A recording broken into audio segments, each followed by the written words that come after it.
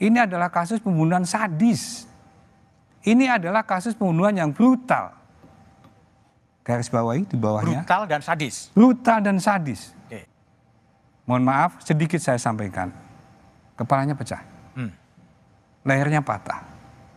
Rahangnya ini atas bawah juga patah. Dan ada luka benda tajam, ada luka benda tumpul, yang semuanya itu merupakan pembunuhan yang sangat sadis menurut kami. Ya. Dan ditunjukkan sama pelaku, dan di BAP, di dalam BAP itu menyebutkan bahwa ya ini Pak, ini Peggy Pak. Ini pelakunya. Ini sebagai contoh bahwa penyidik tidak asal-asalan untuk menetapkan siapa yang akan menjadi tersangka. Oke. Ada salah penanganan kalau menurut versi dari keluarga Peggy. Gimana Mabes Polri merespon itu? Baik, terima kasih atas kesempatan Mas Budiman. Sebelumnya saya ngasih hormat dulu sama ini, ada senior saya, ada guru saya, Pak Ugro Seno, izin Bapak. Ini ada guru saya, Pak Sujatiro, Pak Jiwa, izin, Mas Indragiri, dan para pengacara sekalian. Bagi kami, dengan adanya upaya dari pengacara Peggy untuk mengajukan pra-peradilan, itu adalah langkah-langkah konstitusional yang dilindungi oleh undang-undang. Dan Polri sangat menghormati itu sebagai langkah untuk menguji apakah benar yang dilakukan oleh penyidik dalam penetapan tersangka Peggy tersebut.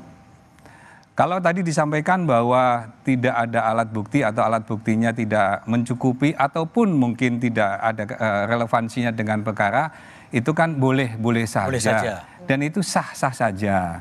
Karena apa? Karena ini bukan ruang persidangan. Sedangkan penyidik menyiapkan alat bukti itu nanti untuk kepentingan penyidikan yang nantinya akan diuji oleh JPU atau kejaksaan dan lanjutnya akan diuji di dalam sidang pengadilan. Tentunya penyidik tidak akan segagap itu. Karena kasus ini sebenarnya bukan kasus yang baru muncul demikian saja, tidak. Tapi prosesnya sudah sangat panjang. Dan 8 tahun itu bukan berarti penyidik itu diam-diam saja, duduk manis dengan pembiaran kasus. Tidak. Ini adalah kasus pembunuhan sadis. Ini adalah kasus pembunuhan yang brutal. Garis bawahi di bawahnya. Brutal dan sadis. Brutal dan sadis. Oke. Tadi sore kebetulan kami merilis update kasus masalah Peggy ini. Dan kami sempat baca bagaimana hasil visum. Masya Allah. Kami merinding. Ini visum baru atau visum lama? Visum yang lama. Hasil visum lama yang sudah dipaparkan dalam sidang pengadilan juga.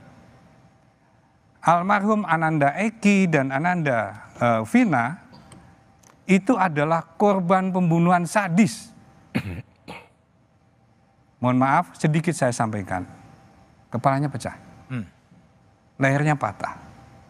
Rahangnya ini atas bawah juga patah. Dan ada luka benda tajam, ada luka benda tumpul, yang semuanya itu merupakan pembunuhan yang sangat sadis menurut kami. Ya. Maka hati nurani kita paling dalam adalah tentunya kita akan memberikan ruang dan porsi yang sama. Silahkan para pembela dari tersangka, itu haknya. Tapi di sisi yang lainnya, marilah kita hormati trauma psikologis dari para keluarga korban. Nanti Mas Indra bisa lebih jelas menyampaikan bagaimana sih trauma psikologis itu. Dengan adanya peristiwa tersebut. Dan kalau dibilang bahwa alat bukti kurang, ini sedikit saya buka sedikit lah. Sebenarnya saya nggak pengen membuka masalah kayak gini karena lebih cenderung ke pengadilan sebenarnya. Ini contohnya. Ini adalah foto Peggy tahun 2016. Oke. Ini yang diambil penyidik ketika penggerbekan di sana, difoto dan ditunjukkan sama pelaku, dan di BAP, di dalam BAP itu menyebutkan bahwa ya ini Pak, ini Peggy Pak. Ini pelakunya. Ini sebagai contoh bahwa penyidik tidak asal-asalan untuk menetapkan siapa yang akan menjadi tersangka. Oke. Dan prosesnya sangat panjang. Dari mulai siapa sih yang punya nama Peggy di dalam browsing ataupun dalam hasil penyelidikan Polri. Ada 17 atau 19 nama.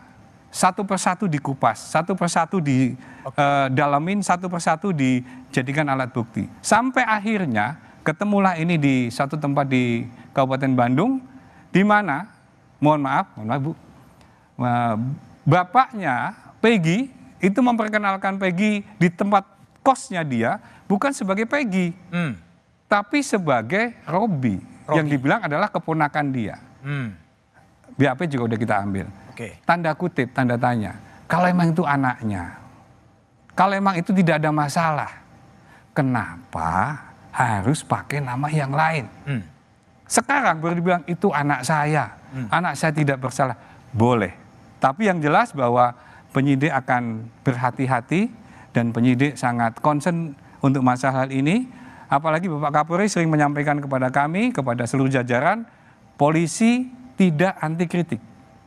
Polisi sangat transparan dan terbuka untuk informasi apapun. Sebagai bukti bahwa dalam rangka kasus Peggy ini pun polisi membuka hotline. Masyarakat ya? Kepada masyarakat. Alhamdulillah sudah ada 180 lebih. Ada masukan, ada saran, ada banyak hal yang bisa kita dalamin untuk bisa kita ungkap bagaimana kasus ini yang sebenarnya supaya terang benderang bukan berdasarkan opini. Bukan berdasarkan persepsi, tapi alat buktilah nanti yang akan melihat. Dan itu di persidangan. Dan tentu saja untuk konsumsi penyidikan. Sebenarnya apa yang terjadi sih refleksi internal dari kepolisian itu? Jadi senternya ke saya sekarang berarti ya. Oh iya silakan. Baik, terima kasih. Sebenarnya kami sangat terbuka untuk bisa mendapatkan informasi apapun dalam rangka untuk memperterang tindak pidana yang terjadi. Masukan-masukan dan saran itu menjadi sesuatu kritik yang membangun buat Polri. Kami yakin dan percaya kami belum sempurna. Tetapi kami akan berusaha yang semaksimal mungkin. Makanya tadi kita buka dalam bentuk hotline. Kalau memang ada hal-hal tertentu yang sudah ada yang sesuai. Masuk hotline? Banyak? Banyak, 180 lebih. 180 lebih? Iya, gitu. Berupa saran, masukan dan sebagainya. Tadi saya sampaikan di awal. Jadi kalau seandainya memang tidak sesuai ataupun mungkin tidak menjawab pun bagi saksi ataupun bagi tersangka boleh. Menolak juga boleh.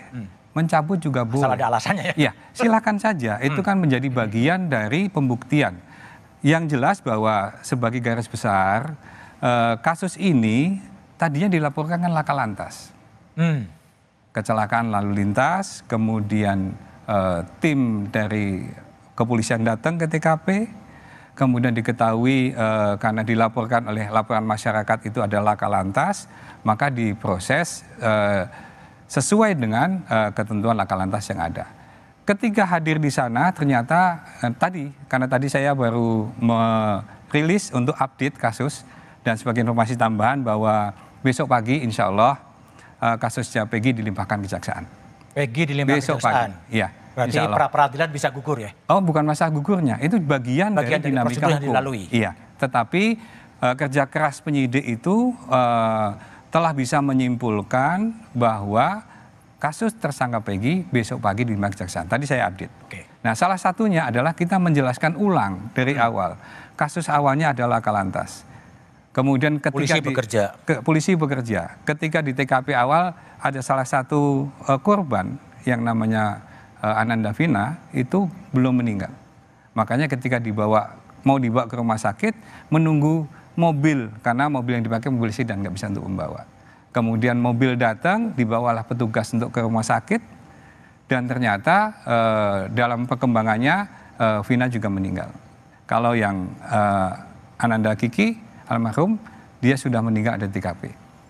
Dari keterangan awal informasi masyarakat laka lantas, maka diproses setelah dikembalikan jenazah langsung dimakamkan. Namun setelah itu baru beredar bahwa Pak kemarin ada keributan, Pak kemudian ada informasi lain yang dikumpulkan oleh penyidik dan ternyata ada satu hal yang kejanggalan di laka lantas tersebut. Kenapa kok laka lantas itu janggal? Karena kalau dibilang itu adalah laka lantas, helmnya tidak lecet. Tidak lecet? Helmnya masih utuh. Motornya si korban juga tidak ada yang lecet juga? Rusak, hanya lecet sedikit. Kemudian dilihat dari hasil visumnya, masa helmnya nggak pecah, tengkoraknya bisa patah. Tadi yang disampaikan oleh Mas Indra memang tidak salah, karena memang itu di judulnya di dalam hasil visum adalah trauma tumpul. Trauma benda tumpul, Iya, trauma tumpul, tapi ada kelanjutannya. Trauma tumpul eh, pada berupa patah tulang atap tengkorak. Mohon maaf sih, sebenarnya saya nggak mau menyampaikan ini, tapi ini untuk menambahkan informasi tambahan. Atap tengkorak bagian belakang, bagian depan dan belakang, patah tulang dasar tengkorak, patah tulang rahang atas, patah tulang rahang bawah. Itu menjadi bagian, kalau itu dibilang sebagai kecelakaan lalu lintas, ada hal yang janggal dan lain sebagainya, sehingga dari hasil tersebut maka dilaksanakan penyelidikan. TKP-nya ada 2 tempat, satu masuk wilayah Polres Kota Cirebon dan satu tempat berkumpulnya masuk ke Polres Kabupaten, sehingga dilimpahkanlah ke Polda. Proses berjalan, sudah dilaksanakan penyidikan, sudah dilaksanakan penelitian oleh kejaksaan, di kejaksaan juga sudah dinyatakan lengkap, proses sudah divonis oleh pengadilan, dan ini semua diungkap di pengadilan. Keyakinan hakim adalah pelaku bersalah. Semua terbuka di persidangan nanti. Di persidangan dibuka. Kemudian di pengadilan negeri tidak cukup, dia banding, di pengadilan tinggi, demikian halnya sampai ke kasasi. Dan tidak hanya cukup di kasasi, yang mungkin belum diketahui oleh teman-teman sekalian, bahwa tersangka yang terlibat kasus tersebut, ada 7 orang itu juga mengajukan gerasi kepada Presiden. Sudah mengajukan gerasi? Sudah mengajukan gerasi kepada Presiden. Pada tanggal 24 Juni 1999. Di mana salah satu syaratnya, dia membuat pernyataan, 7-7-nya membuat pernyataan sendiri, salah satunya menyatakan poinnya adalah dia mengakui kesalahannya, dan merasa menyesal atas perbuatan tersebut karena merugikan pihak keluarga korban maupun keluarganya sendiri. Itu bagian yang utuh dan gerasinya ditolak. Oleh gerasinya ditolak. Pak Sandi mau merespon dulu soal salah alamat dan salah prosedur tadi? Terima kasih atas masukan dan sarannya. Kami anggap itu saran bagi kami. Pada prinsipnya bahwa penyidik melaksanakan proses penyidikan pasti sudah penuh dengan kehati-hatian. Jadi apa yang dituangkan penyidik dalam BAP dan apa yang produk yang dibuat oleh penyidik, baik itu dalam bentuk BAP maupun dalam bentuk DPO, itu sudah berdasarkan hasil keterangan para saksi, keterangan ahli mungkin, atau mungkin ada alat bukti lainnya yang menguatkan. Jadi bukan asal membuat DPO, kemudian bukan asal menetapkan DPO, tetapi semuanya berdasarkan dari rangkuman alat bukti maupun saksi-saksi yang ada. Mungkin Pak Sandi bisa nggak menjelaskan update perkembangan misalnya pemeriksaan atau permintaan keterangan Propam terhadap Ibtu Rusdiana itu? Kalau bisa pendek. Baik, terima kasih. Sebelumnya saya mengucapkan terima kasih kepada senior dan narasumber lainnya atas semua saran dan masukan. Ini adalah suatu kritik yang membangun buat Polri. Yang ingin kami sampaikan bahwa apa yang dilakukan penyidik tadi sudah melalui proses yang cukup panjang. Dari proses cukup panjang tadi juga sudah diuji di pengadilan. Seperti awal tadi kami sampaikan. Jadi kalau misalnya tadi disampaikan oleh pengacara Mas Saiful. Mas Saiful tadi sampaikan bahwa kenapa kok 2 DPO tadi kok dihapuskan. Jadi kami sudah melaksanakan rilis dan kami tadi sampaikan pada waktu jeda tadi bahwa DPO itu sudah ditetapkan oleh pengadilan. Dan dari hasil pengadilan tadi sudah diperiksa ulang atau diperiksa lanjutan oleh penyidik. Dari perkembangannya tadi tidak ada alat bukti yang menguatkan ke sana.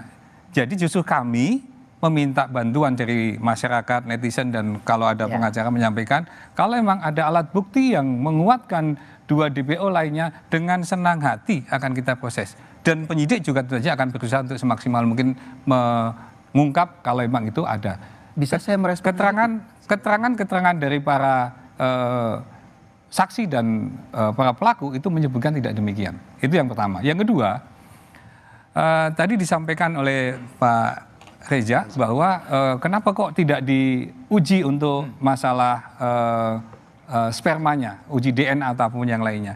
Jadi perlu diketahui bahwa setelah kasus dinyatakan laka lantas, jenazah ataupun korban sudah dimakamkan.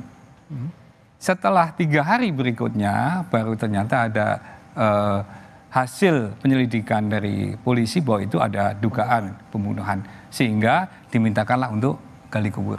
Dari gali kubur tadi itulah baru ditemukan semua yang tadi disampaikan itu, dan sudah diperiksakan kepada ahli bahwa ternyata sudah tidak bisa dilabkan. Kemudian yang terakhir yang ingin kami sampaikan bahwa sebenarnya Apa yang diusulkan tadi itu menjadi suatu pendapat yang sah-sah saja, dan kami sangat menghormati semua usulan-usulan tadi. Namun yang tadi kalau memang kita memberikan penghormatan dan penghargaan kepada para korban, titik beratnya adalah ini ada korban yang meninggal. Dan ada korban meninggal tadi, ini perlu kita tindak lanjuti sesuai dengan prosesnya. Dan ada satu lagi Mas yang perlu dipahami, kalau memang dari keluarga pengacara dari keluarga korban tadi juga memang serius untuk menaiki kasus tersebut, ini ada salah satunya adalah hasil pengadilan tadi kami sampaikan kepada Dr. Rilis tadi sore. Rilis tadi sore kami sampaikan bahwa ada hasil dari pengadilan di bawah pada waktu sidang pengadilan tersebut disampaikan ditanyakan oleh hakim kepada salah satu saksi, di mana saksi tersebut sempat didatangi oleh pengacara dan pengacara tersebut menawarkan sejumlah uang agar tidak menyampaikan informasi yang diketahuinya. Dan itu semua ditanya sama hakim. Ada nggak di sini pengacaranya? Ditanya, ada Pak yang itu. Nah silakan dicek kembali. Kalau memang ini menjadi fakta hukum, kalau memang ini menjadi sesuatu hal yang memang akan ditindaklanjuti bersama, berarti ada upaya untuk mengaburkan juga. Untuk mengaburkan maupun untuk menghilangkan kesaksian yang lain. Baik, hasil penelitian Propam kalau itu boleh disampaikan, dan juga ada kecurigaan ada peradilan sesat. Ya, yang kami sampaikan kepada seluruh masyarakat maupun para narasumber, kami berterima kasih atas segala masukan dan sarannya. Dalam hal ini, pemeriksaan yang dilakukan oleh penyidik telah didampingi diasistensi oleh Barreskrim Polri, Propam Polri maupun Itwasum Polri untuk memastikan apakah penyidikan berjalan sesuai dengan koridornya apa tidak. Kemudian yang kedua, selain dari internal, kita juga mendapat asistensi dari Kompolnas maupun dari Komnas HAM. Bahkan dari Komnas HAM menyampaikan juga, salah satu yang saya kutip adalah tolong diperhatikan tentang trauma psikologis dari keluarga korban. Itu yang menjadi salah satu bagian yang kita pertimbangkan supaya ini menjadi kasus lebih terang benderang dan kemudian tidak mengganggu psikologis dari keluarga korban. Dan harapan kami, seperti yang disampaikan oleh Pak Ugro maupun Pak Suyotejo dan yang lainnya, Bapak Kapolri tadi, sekali lagi saya ulangi, Bapak Kapolri tidak anti kritik. Kalau memang ada hal yang memang sekiranya menjadi bahan yang bisa memperterang ini semuanya, silakan sampaikan kepada kami dan nanti akan kami sampaikan kepada penyidik maupun yang lainnya untuk bisa kita sama-sama terbuka. Dan kami sangat berterima kasih Pak Ugro tadi untuk ruang komunikasi dengan para pengacara maupun dari keluarga korban maupun keluarga tersangka. Kita juga akan selalu berkoordinasi untuk bisa mendapatkan informasi atau feedback yang lainnya. Namun yang jelas bahwa semuanya itu menjadi suatu kesatuan yang tidak bisa dipisah-pisahkan dengan kasus yang sudah terjadi pada 2016 sampai dengan saat ini. Dan kita sangat berharap dengan adanya peristiwa ini bisa memperjelas peristiwa yang terjadi dan kita semua bisa melihat fakta sesuai dengan kebenarannya. Insya Allah semuanya menjadi lebih terang dan menjadi baik lagi ke depan. Tapi kalau betul nggak sih Pak Sandi bahwa Ibtu Rusdiana kemudian diperiksa Propam? Iya benar, jadi yang periksa bukan hanya Propam saja. Yang periksa adalah ada dari Itwasum, ada dari Barreskrim maupun dari Propam. Dan semua sudah diperiksa oleh tim dan hasilnya sedang dibuatkan laporan.